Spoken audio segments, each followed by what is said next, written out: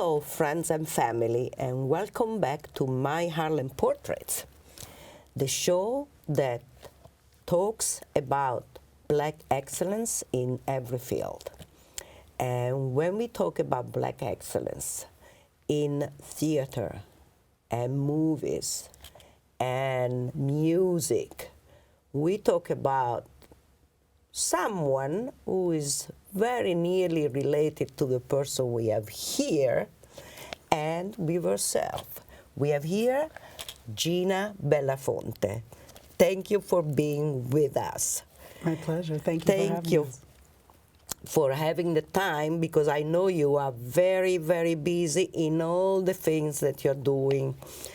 I'm just going to say just a couple of things about you, because if I should say everything you've been doing, from theater to movies to singing and so on, it would be forever. So, and I will be talking. So Gina is an artivist. She's an actress, a director and producer, and she is the executive director of Sankofa. Sankofa is an organization that was founded by her father, Harry Belafonte, is a social justice organization that gathers together the support of the most famous artists from today and the most influential people and individuals.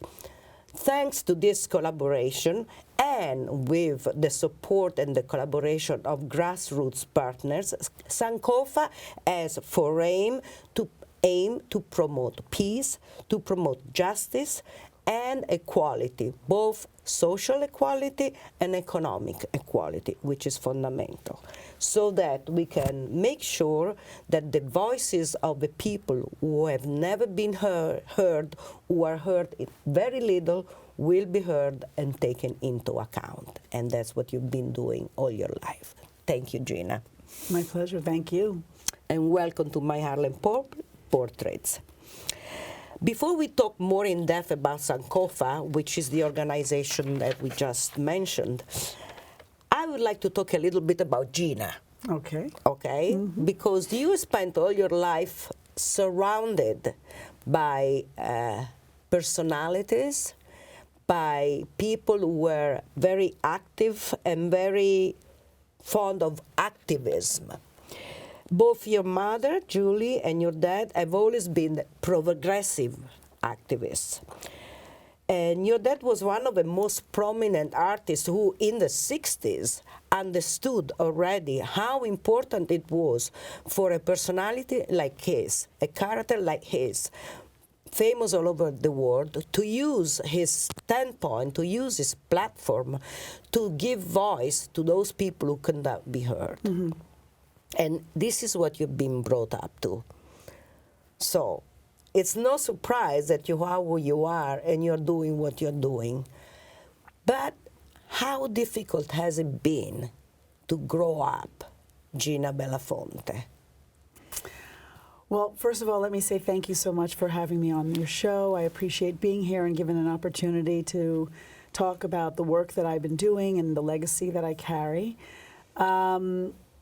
You know, I've only been myself, so the difficulty being me is something that I think all of us as human beings and individuals at some point in our lives discover. Sometimes there's struggles and challenges that we have to get through for varying reasons, and sometimes there's great wins and joy and celebration. I have been extremely fortunate to have chosen both my parents to guide me and to femtor and mentor me through my life, not only as an activist, but also as an artist. My mother was a dancer. She was the only white member of an all-black dance company, the Catherine Dunham Company, in the 40s and 50s. And this in itself is quite a statement. Most people, know the work that my father has done for civil rights and human rights in this country and globally. And so, I am one of the children who's just sort of taken on that mantle and is choosing to carry it forward. It brings me great joy to be in service of others. And while there are devastating circumstances and horrible things that I've witnessed and seen in my years of activism, it's still extremely important for those of us who can bear witness, tell the stories of those who are being most disenfranchised and criminalized or harmed by the injustices that we're surrounded by. So in my case, I use art as the tool to elevate those stories and to share those stories to the world. So it's, there's challenges, but I'm very grateful to be the daughter of two very dynamic and incredibly beautiful artists and activists. Thank you for this testimony. It's so wonderful for me to have you here, and I really appreciate the fact that you made the time for this. Thank you. You, on top of being an artist, you have also lectured and spoken at different events, at marches, at rallies, and you have been speaking not only about social justice, but very specific subjects like dyslexia, nonviolent direct action, black women's empowerment. What are the most rewarding instances you can remember and you can talk about with our viewers? Well, anytime I'm given an opportunity to share my point of view to a larger group, I'm always very intentional about who has invited me to do so, who might be the audience that I'm speaking to, and also what is the intention of the event, And so I choose carefully and wisely. But I have to say, the Women's March Los Angeles Foundation was created by two really very impactful women in my life, and that's Emiliana Guareca and Dina Katz, the two women in Southern California who were the organizers or the lead organizers of the first Women's March that took place in Los Angeles. I was asked by another dear friend, Cristina Pacheco, who's a wonderful activist and organizer, to come on board to help and assist with making sure that there was more diversity and inclusion of different grassroots partners to participate in the first march. So I quickly became also one of the lead organizers, and most recently have been asked to be a chair of that. Well, last year was our third march, and we've got one more coming up next year again that I'm hopeful will be something of celebration. But in this year's march, my daughter joined me on stage, and she was there really just to observe and to support me in my work. I MC the stages and introducing all the different people and activists that are speaking and making sure the crowd is engaged and energized and excited to be there, and giving encouraging words. And I kind of tossed the microphone to my daughter and I said, "Here, this is the next person who's coming up. Introduce them." And she just looked at me, and actually, very funnily, she's like, "Oh my God, I think I'm going to throw up." But she was fabulous, and I got to share the stage with my daughter, introducing all the different incredibly dynamic organizers and women that spoke at the march in front of thousands and thousands and thousands of people, and it was really exciting for me to, in real time, share the baton. I didn't have to toss it or pass it. We were sharing the legacy, and we were sharing that work together, and I was very, very honored and grateful to have her with me, and I hope that she also continues to share stages with me when she's available. I'm sure she will, and she's here listening to us now, so she knows that that's what you want her to do, you would like her to do. So Maria, she was, in Italian we would say il battesimo di fuoco, the fire baptism. She received from you, in that moment. She couldn't do anything else. She could have retreated. Okay, I'm doing it. Yes, but she just threw herself into it. She committed to it. She's a beautiful and wonderful actress and a writer and also a producer.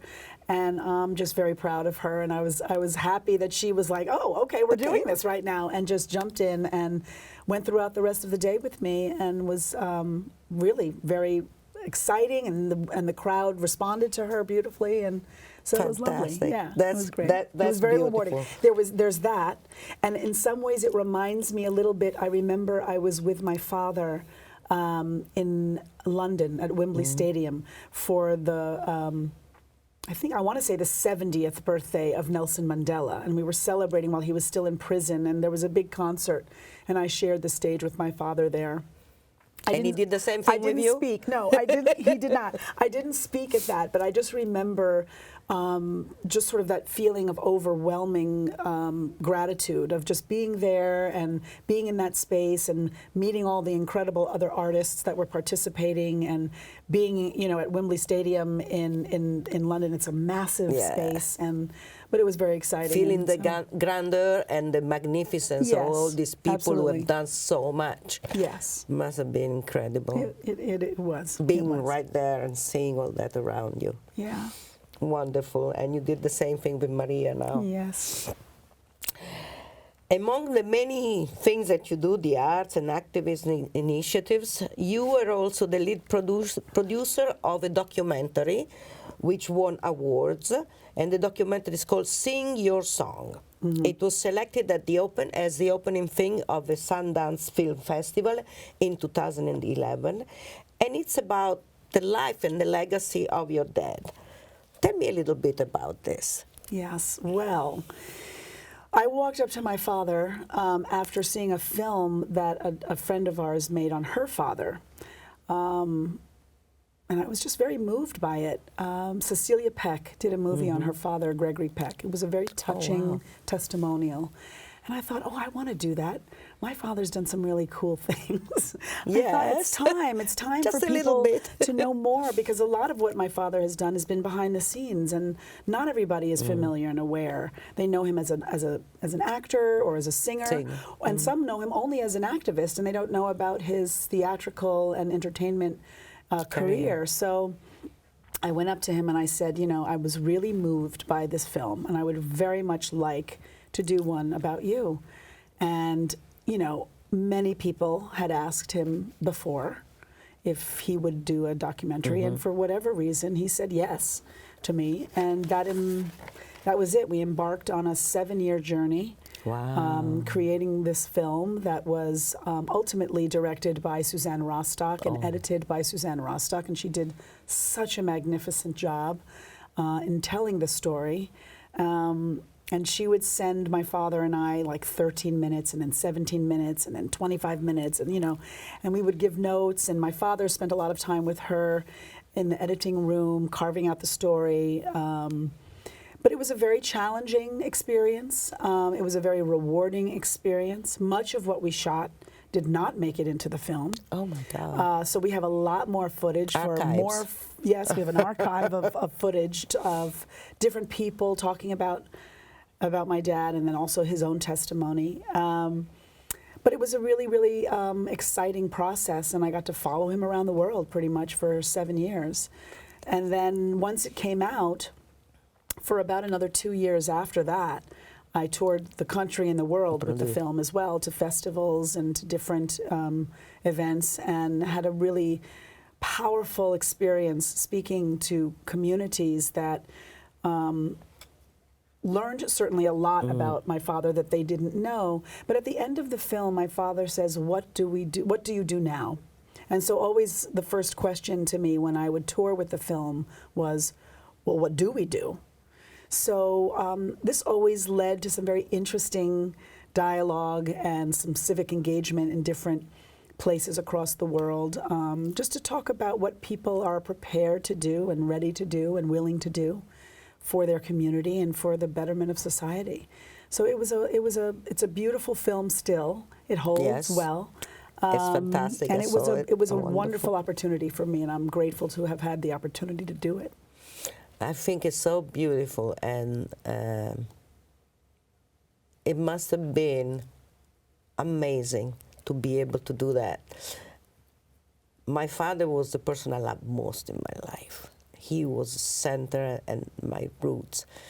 And so many times I asked him, Dad, write about your experiences, because he was born in 1923.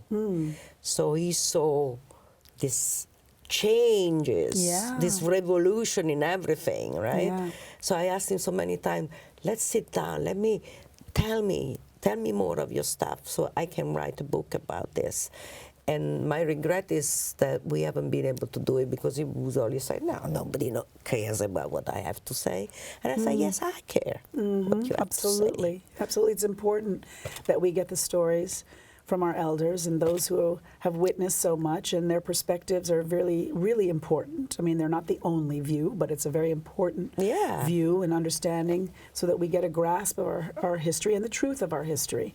Because so many books don't tell the truth, and so many books have a different perspective and point of view, and so it's important to have testimony from as many elders as possible. This is the reason, one of the reasons of this program is to give these testimonies about some of the truth which have not been said and told in either history books or any other book or any.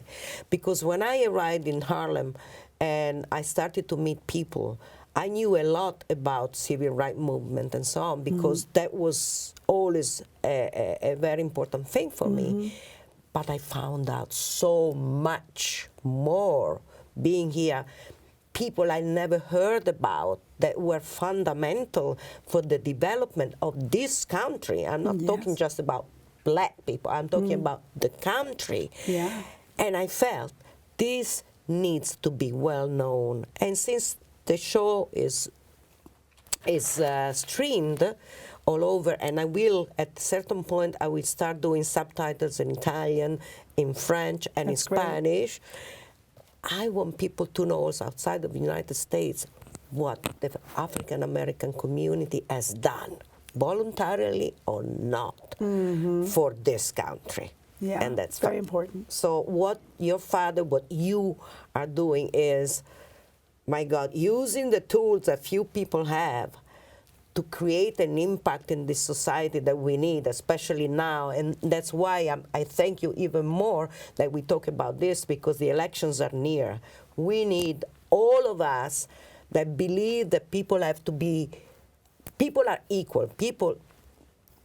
We are one race. There are no races. That's right. We have to stop talking about races because there are no races. There is one race, it's the human race, and we all deserve to have the same opportunities and the same starting point. And that's what you're doing. So yes. It's magnificent. And I'm going to read something you said. Okay. After we finished singing your song, I knew then, as long as my dad had an idea, I would do whatever I could do to help bring those ideas to fruition, continue the best of my elders' traditions, and preserve our family's legacies. And your father's answer to that is, as founder of Sankofa organization, I wanted to take a moment to update you on the growth and transformation of our organization over the past 5 years. We have accomplished much in this time: documentary films, community-based art installations, theater plays, national campaigns, the transformation that transformed the ways Americans think about criminal justice, immigration, equality, equity, violence, and so much more.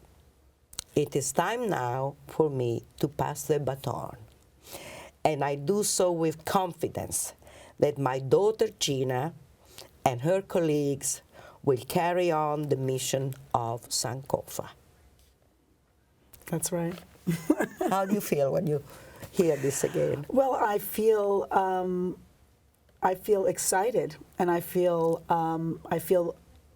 proud, and I feel humbled to take that directive and that assignment, and to move forward and to do it justice, and to do the best that I can to service the mission and vision of Sankofa, and to engage as many artists and organizers as I can to help create a more inclusive community and inclusive world where we can tear down the silos and the borders.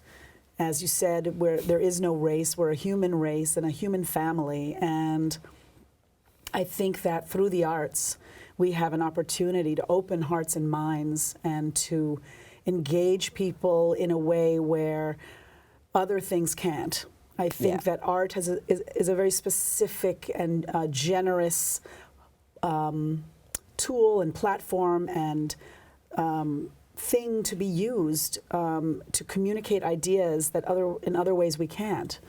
And I think that it also opens up dialogue and an opportunity for people to see themselves reflected in ways that they didn't even think of, you know, because so many artists sometimes use art as a metaphoric opportunity to share an idea, and it's so personal, you know, like not everyone responds the same way, which is also the beauty of art, because everyone sees nuanced different things that speak to them and speak to their truth. And so I'm just very honored and humbled and excited that my father has the confidence in me and believes in me and what I'm doing, and I'm grateful.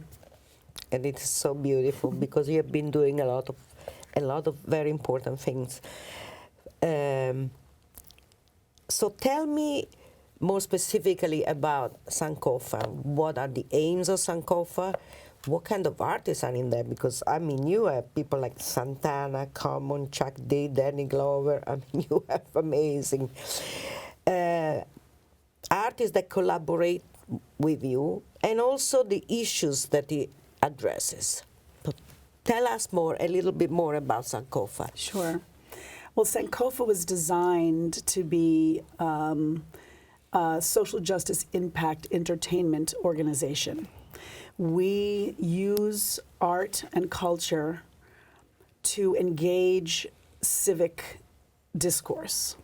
So we work with artists and thought leaders, celebrities, in partnership with grassroots organizations to make sure that we understand very clearly what the grassroots is organizing around, and then to amplify those campaigns or that voice through the arts. So we do everything from massive art installations, concerts, festivals, to smaller group community organizing events. We work with big institutions and local institutions. We're global and local.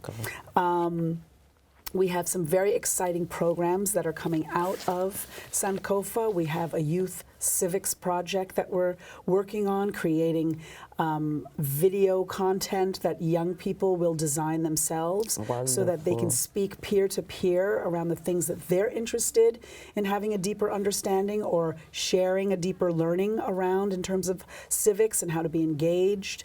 And we are also have this very interesting program called Critical Breakdown that is coming out of Sankofa that is looking at young artists, and maybe not so young artists, who have been in the field of art and activism and using their spoken word or music or poetry as a tool to engage their community. And so we're going to be in partnership with the Hip Hop Caucus, and we're going to be having these open mic nights and opportunities for community engagement and for people to hear and see some of the artists that are on the horizon, you know, coming forward and coming together to share different issues that are going on in the community.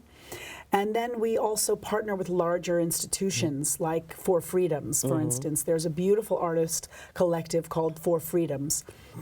And we were one of the partnering organizations with them last year. And we did the largest cultural initiative in U.S. history last year, where we did a 50-state initiative. We did a billboard campaign where we did a Kickstarter in each state, in each of the 50 states, including Puerto Rico and D.C., and we did a raise to buy a billboard space, and we engaged artists in all those communities to create messaging and to look at advertising as also a space to send a community message, not just for big advertisers. And so we did all kinds of civic engagement. We did town halls. We went to arts institutions and had conversations, and we went to community organizing spaces and created spaces. And this is through Four Freedoms, which is initiated by Eric Gottesman and Hank Willis Thomas, two artists and friends that have known each other for quite some time. And it's just a beautiful group of people. And I came more on board, more specifically, in helping produce the reimagining of Norman Rockwell's FOUR Freedoms, Four Freedoms. Norman Rockwell, our iconic American painter, created these posters on the freedom of speech, freedom from fear, freedom to worship, and freedom of freedom from want. Arms. No, freedom from want. Right. No, freedom from want. And so he did it in his iconic way, and it's usually depicted with predominantly white people in his paintings. And those were sold as war bonds during the Second World War. Well, Hank Willis Thomas and Eric had an idea to take those photos or those paintings and create a photo exhibit where we showed the diversity in the landscape of the American people. And so we got the cover of Time magazine last year with this photo exhibit, and we toured the exhibit, and we had town halls with the exhibit again. And coming in 2020, we're going to do another large convening on the West Coast in Los Angeles, where we're hopeful that all the artists that participated will gather once again for a conference, convergence, summit, gathering of sorts, to discuss how arts can continue to be a tool for nonpartisan conversation and an opportunity for everyone to have a platform to be seen and heard, and for us to start having these conversations on how we can better support each other in our daily lives. Listen, we are at the end of our conversation. I can't believe it because I have half of what I wanted to talk about Well, I'll come that back. I haven't been able. So that's it. That's a good excuse. You need to come back because we have to talk about all these things, and also you will tell us how it's going with that actions. Absolutely. So thank you again, Thank because you. I know your time is precious, and from what you said, that you choose carefully, and I'm even more humbled that you chose to come here. Oh, thank you. I really appreciate that. And thank you for coming to listen and watch my Harlem portraits. See you next time.